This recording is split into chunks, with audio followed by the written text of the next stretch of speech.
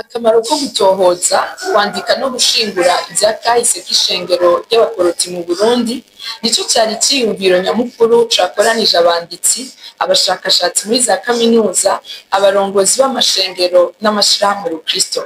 Ivyo bikaba vyabaye kw'igenekerezo rya 25 Nyakanga umwaka w'2025 kuri King's Conference Center i Bujumbura.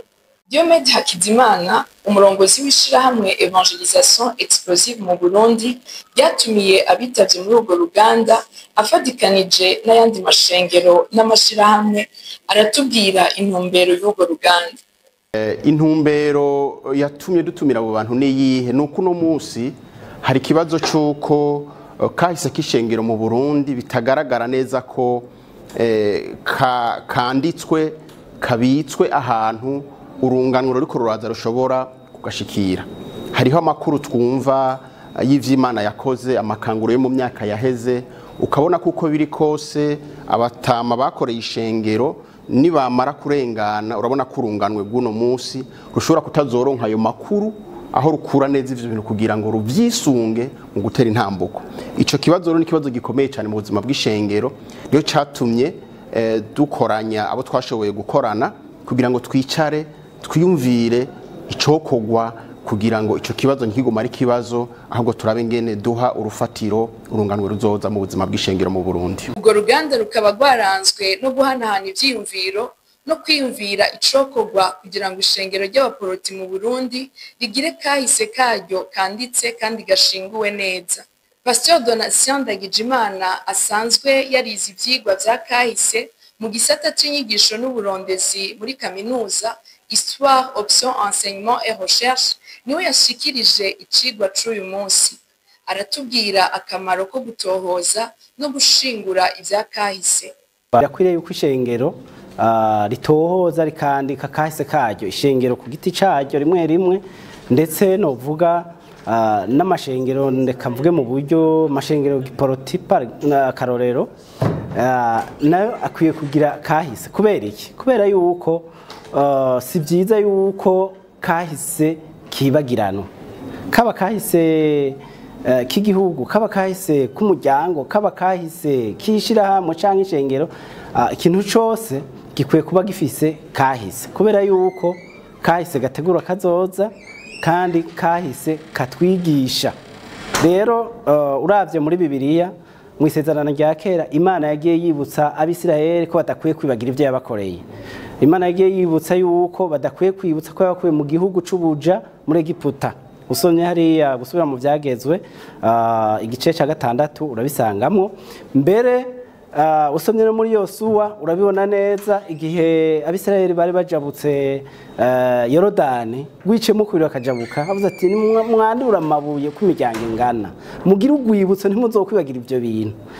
Ni kubera ko Imana itwibutsa kutibagira, ni kubera wibagiye bishobora kugukwegera ko uhimbaza izindi mana, bishobora kugukwegera ko wibagira ivy'Imana yakoze canke ukitwara kugombye kubera atacerekezo ufise utagira ico urabirako. Ico ni cambere. Ica kabiri, uravye mu isezerano rishasha Yesu Kristo bwiwe yarabitegetse ti ariko aragira isangira ryera, ariko arasezera abigishwa, yamanywe mukate n'igikombe basangiye, acavuga ati ivyo bintu muzohore mubikora mu nyibuke, kugira ntibibagire ubutumwa bwiza yatanze, message yatanze. Rero nk'ishengero rirakwiye kugira kahise karyo kugira ngo rirage urungano ruzokurikira ibikorwa Imana yakoze mu ishengero, intahe zabaye mu ishengero, ivyo abakozi b'Imana b'intangarugero canke bimboneza bakoze bashobora kwigirwako. Ikintu maze kubona kitari ciza keshi, abantu bakunda kwibuka ibintu bibi, akaba byo bubakira n'ivyibutso mugi ibintu vyiza abantu bakunda kuvyibuka. Rero ni vyiza yuko ishengero rigira kahise kugira ngo urungano ruzokurikira ruronke aho ruhera mu kubandanya, kugira ngo ntirukore amakosa wigiremo.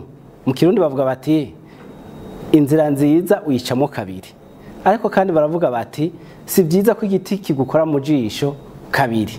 Rero ishengero ritagira kahise byo rigora ingene rizobaho muri kazoza. Murakoze.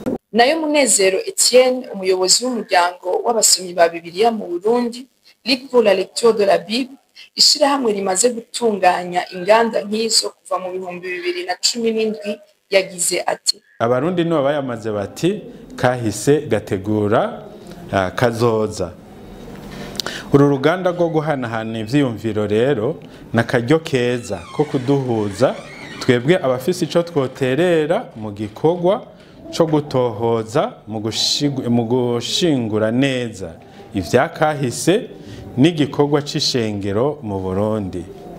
Twiteze ko duca hirya no hino ico twohomba tutwitwararitse kahise k'ishengero hamwe n'ico twokunguka twitwararitse uko kahise biciye mu bikorwa byo gushingura no guhoza no gutohoza, hanyuma turabire hamwe intererano ya rimwe mu mashengero canke mu mashirahamwe Rukristo duserukira muri ico gikorwa. Wabaye umunezero udasanzwe kubitavye urwo ruganda, aho bamwe muri bo bashikirije ibyabafashije muri urwo ruganda. Ikintu numva nungutse muri no ruganda, bwa mbere nshimira Imana ko bavyimviye kugira ngo uru ruganda barutegure kuvyerekeye akamaro kuko kivyanditse bivuga bya kahise tosha gusiga urungano rukurikira. Mu by'ukuri urazi ko hano mu gihugu cacu kenshi usanga ibintu byinshi tubizi ku mutwe ntitubizi mu buryo bwanditse, kandi ibyo bituma tudashobora kugira ico turaga abana kuko badashaka kubyisomera ubwabo. Ibyo rero bica bituma muri make ibyashitswe ko byinshi biba akamizwe n'ingoma. Ico rero nibaza yuko ico novuga ntahanye, kandi nkantana yuko umuntu akwiye kwandika ibyo ariko arakora kandi akazobisigira abakurikira.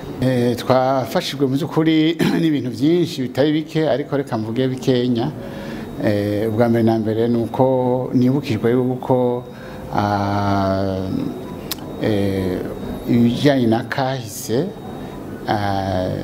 nuvuga ko ari n'itegeko, ari n'ibyagezwe by'ijambo ry'Imana, kuko batwibukije yuko n'ijambo ry'Imana rivuga ko cyane ko atari byiza gufata minenegwe kahise kacu, kahise k'ishengero, kuko ni ryo fatiro ukungene bashobora kwigisha irunganwa rundi mu bijanye na kahise, mu bijanye n'imigendanire n'Imana n'abantu bayo.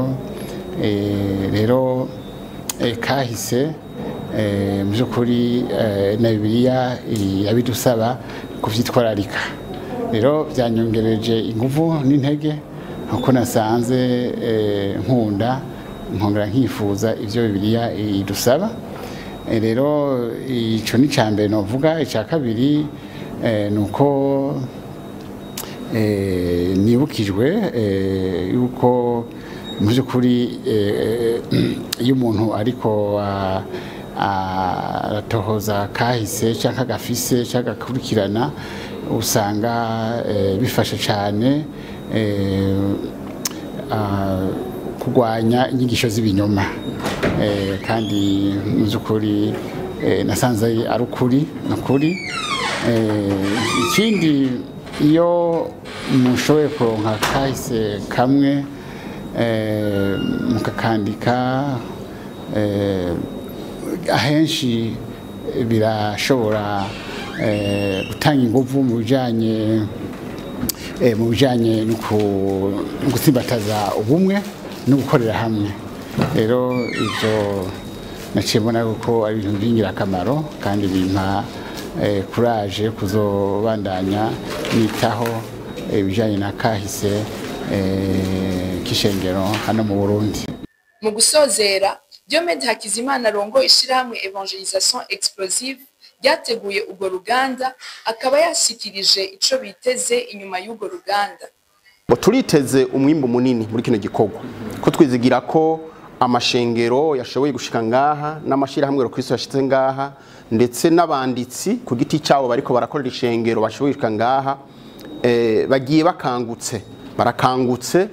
Twarose umwigisha dufashije cyane gose kubona ikibanza cyo kwandika akahise mu buzima bw'ishengero bagiye bakangutse mu biyago vyakorewe mu mito mito bazanye ivyiyumviro ubona ko bikomeye hari ingingo n'icemezo bafise ko ibintu bidakwiye guherera ngaha ahubwo hari intambuko zikwiye gukurikira gushikaho vy'ukuri kahise k'ishengero gashobora kwandikwa kugira gafashe urungano imbere turizigira ko rero vy'ukuri hari umwimbu ugiye kuva ngaha n'intambuko zizokurikira bikavyara umusaruro mwiza.